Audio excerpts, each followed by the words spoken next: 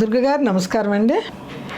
దుర్గ గారు, వాల్మీకి నారద మహర్షిని 16 గుణాలు ఉన్న వ్యక్తి ఉన్నారన్నారు కదా. ఆ 16 గుణాలు ఏమిటంటారు?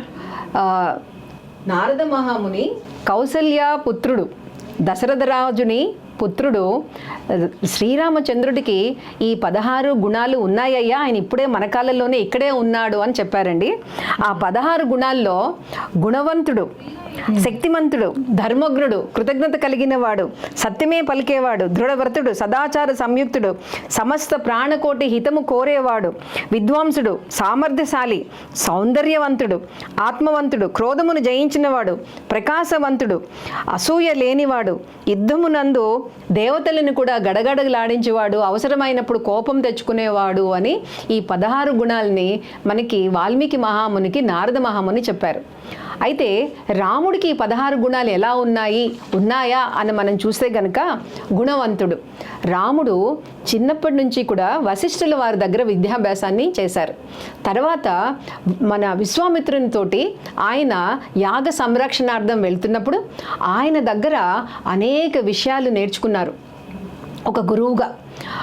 విశ్వామిత్రుడు అతిబల అనే మంచి విద్యల్ని ఆయనకి నేర్పించారు. విశ్వామిత్రుడు ఈ బాల రాముణ్ణి చూసి, ఆయన వినయాన్ని చూసి ముచ్చటపడి అనేక అస్త్రశస్త్రాలు ఆయనకు ఉపదేశించారు. ఒక గురువుకి కనుక శుశ్రూష చేయడం మూలాన మనకి అనేక రకాల విద్యలు దక్కుతాయి అని గుణవంతుడు, అంటే గురువుల దగ్గర విద్య నేర్చుకున్నవాడు గుణవంతుడు అంటారు. అలాగే వీర్యవాన్, పరాక్రమవంతుడు. రాముడు 16 సంవత్సరాలు లేవు, నేను యాగానికి పంపను అంటారు దశరథుడు. కానీ వశిష్ఠులు చెప్పాక విశ్వామిత్రుడితోటి వెడలెను కోదండపాణి అని రాములు వారు వెళ్తూ ఉంటారు. అక్కడ తాటకిని సంహరిస్తారు. మారీచుణ్ణి మానవాస్త్రంతో కొడితే ఎక్కడో ఎన్నో యోజనాలు అవతల పడతాడు. సుబాహుణ్ణి సంహరిస్తాడు. అలా అనేక మందిని రాక్షసుల్ని సంహరిస్తాడు ఆ వయసులోనే. అంటే పరాక్రమవంతుడు.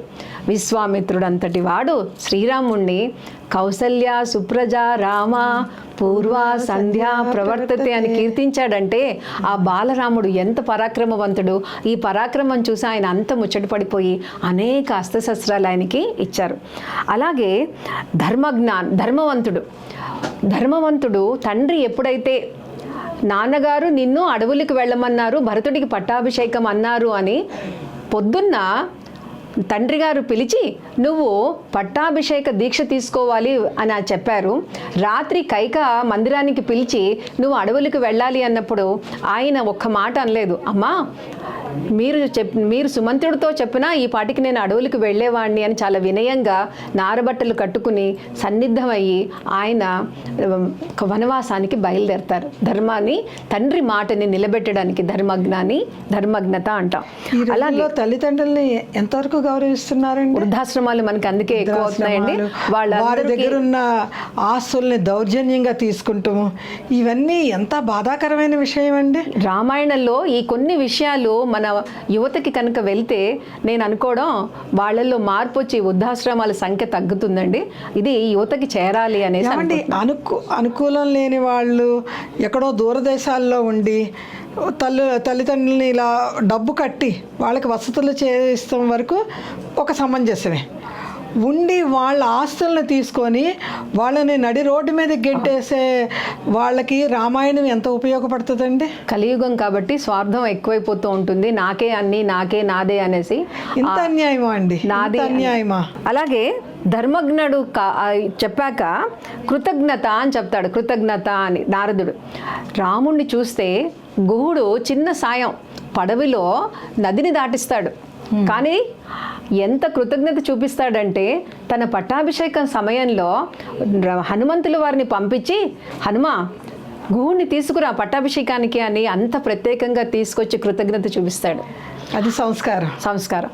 అలాగే జటాయు పక్షి సీతాదేవిని కాపాడడానికి రెక్కలును కోల్పోయి అవసాన దశలో ఉండి రాములకి చెప్తుంది, ఒక రాక్షసుడు ఇటువైపుగా విమానంలో తీసుకెళ్ళాడు అనగానే ఆ జటాయుకి సంస్కారాలు జరిపి ఆ కర్మకాండలన్నీ చేస్తాడు.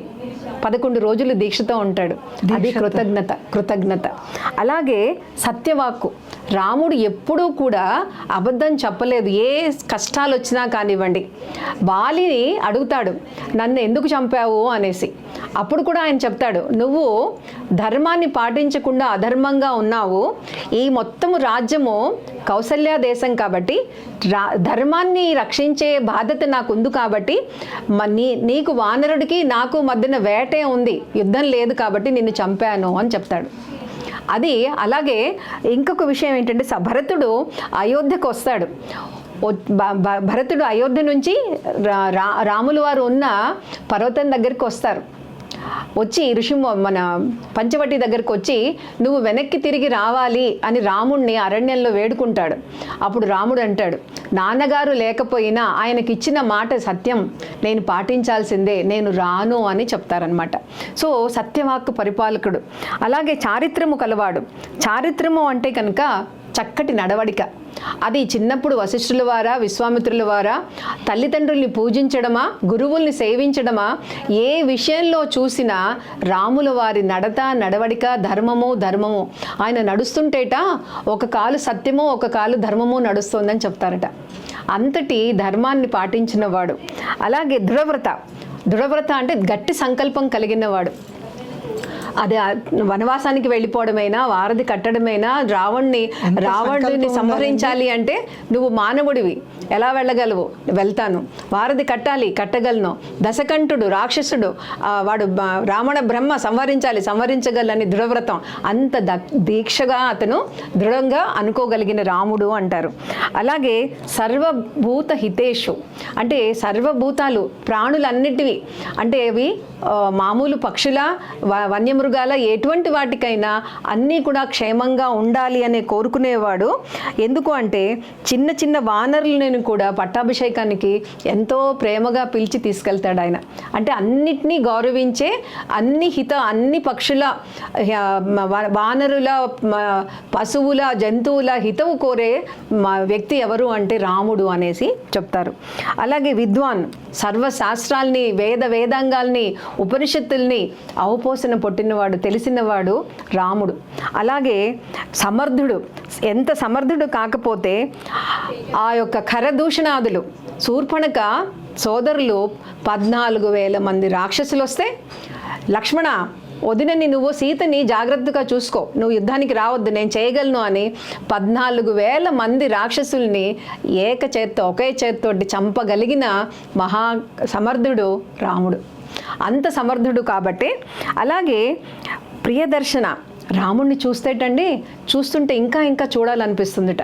మగవాళ్ళకు కూడా మున్నులకు కూడా అందరికీ అబ్బా ఎంత అందంగా ఉన్నాడు, ఇంకా చూద్దాము అన్న తన్మయత్వం వస్తుందిట. మీరు ఏ రాముడి ముగ్ధ మనోహర రూపం ఏ ఫోటోలు చూడండి, ఏ చిత్రకారుడు వేసింది సమ్మోహనంగా ఉంటారు, ప్రశాంత అంటే ఆ అందం అనేది బాహ్య అందం కాకుండా ఆయన మనసులో ఆయన ధర్మజ్ఞత కానివ్వండి, ఆ ఉన్న నడవడిక కానివ్వండి, ఆ మంచి విషయాలు కానివ్వండి, ఆ గౌరవం కానివ్వండి, గురువుల ఎడల పెద్దల ఎడల దాని మూలాన ఆ అందం అనేది వస్తుంది. బాహ్య అందంతో పాటు అంతర్ సౌందర్యం అనేసి మనం చెప్తాం. అలాగే ప్రియదర్శన మాటిమాటికి చూడాలనిపిస్తుందిట. ఆత్మవాన్. నేను తలుచుకుంటే, ఆత్మవాన్ అంటే ఎంత ధైర్యం అంటే నేను తలుచుకుంటే ఈ ముల్లోకాలని జయించగలను అనే ఒక గొప్ప నమ్మకాన్ని, అంటే ఎవరికి ఆత్మస్థైర్యాన్ని చూపిస్తాడు. అలాగే జితక్రోధ. కోపాన్ని జయించిన వాడు. కైకేయి మీద కోపం తెచ్చుకోడు, భరతుడి మీద కోపం తెచ్చుకోడు. అంటే ఆ కోపాన్ని జయించిన వాడు మన రామచంద్రుడు అని చెప్తారనమాట. కోపమే కాకుండా కామ క్రోధ మద మాత్సర్య లోభాలను అంటే అరిషడ్ వర్గాల్ని జయించిన వాడు రాముడు అనేసి. అలాగే ద్యుతిమాన్ అంటే వర్చస్సుతో ఎప్పుడు తేజస్సుతో వెలిగిపోతూ ఉంటాడు ఆయన. ఆయనని చూస్తుంటే ఒక తేజస్సు మనకు చంద్రుడికి వెన్నెల్లాగా ఉండడం, సూర్యుడిలాగా ప్రభవించడం, అంత తేజస్సు కలిగిన వ్యక్తి అనేసి ఈ మన ఋషులు వాళ్ళందరూ కూడా ఆయన్ని పొగిడేటప్పుడు ఆ శ్లోకాల్లో మనకి తెలుస్తూ ఉంటుంది. అనసూయక అంటే ఎవరిని చూసి అసూయపడ్డు. భరతుడు రాజవుతున్నాడు, నేను అవ్వట్లేదని ఆయన అసూయ పడలేదు ఎప్పుడు. ఏ విషయంలో రాముడి లంకలో అబ్బా అన్ని బంగారు ఉన్నాయని లక్ష్మణుడు చెప్పిన స్వర్గాదపి అంటాడు, జననీ జన్మభూమిచ్చ అంటాడు. అంటే ఇది మనకి అవసరం లేదు, లంక స్వర్ణ లంక అయినా మన అయోధ్య మనకి చాలని వెళ్ళిపోతారు. అంటే ఒకళ్ళకి ఉందని కానీ తనకి లేదని కానీ ఎవరిని చూసి ఎప్పుడు కూడా ఆయన ఏ విషయంలో అసూయ పడని వాడు. అలాగే అవసరమైనప్పుడు కోపం తెచ్చుకోగలిగిన వాడు. రాముడు అవసరమైనప్పుడే కోపం అంటే అప్పుడు దేవతల్ని కూడా గడగడలాడిస్తాడట. వారధి కట్టాలి అని 3 రోజులు దర్భల మీద కూర్చుని సముద్రుడిని ప్రార్థిస్తాడు, వాయుదేవుణ్ణి పలకడు. ఇక 3వ రోజున ఆయన కోపం వస్తుంది. లక్ష్మణ ధనుస్సు అందుకో, బాణాలు అందుకో అనగానే పరిగెట్టుకుంటూ వాయుదేవుడు వచ్చి, సముద్రుడు ఆ రూపంలో వచ్చి, నాయనా నీకు వారధి కట్టుకోవడానికి ఉపాయమో చెప్తాను, నేను అవకాశమో ఇస్తాను, ఎలా కట్టాలో చెప్తానని భయపడుతూ వస్తారు. అంటే అవసరమైనప్పుడు కోపం తెచ్చుకోవడం మూలాన వాళ్ళు ప్రత్యక్షమయ్యి వారధి కట్టడానికి అనువుగా ఇస్తారు.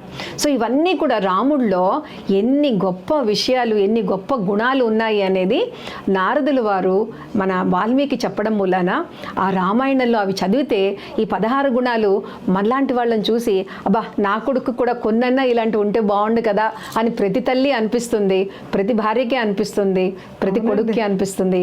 ఇవన్నీ మనం యువతకి చేర్చడం మూలాన 4 గుణాలు, మంచి గుణాలు 5 గుణాలు ఎవరు నేర్చుకున్నా కూడా మనకి మళ్ళా చక్కటి రామరాజ్యం, స్వర్ణయుగం వస్తుంది, రామరాజ్యం వస్తుంది అనేసి అనుకోవడంలో సందేహం లేదండి. ధన్యవాదాలు.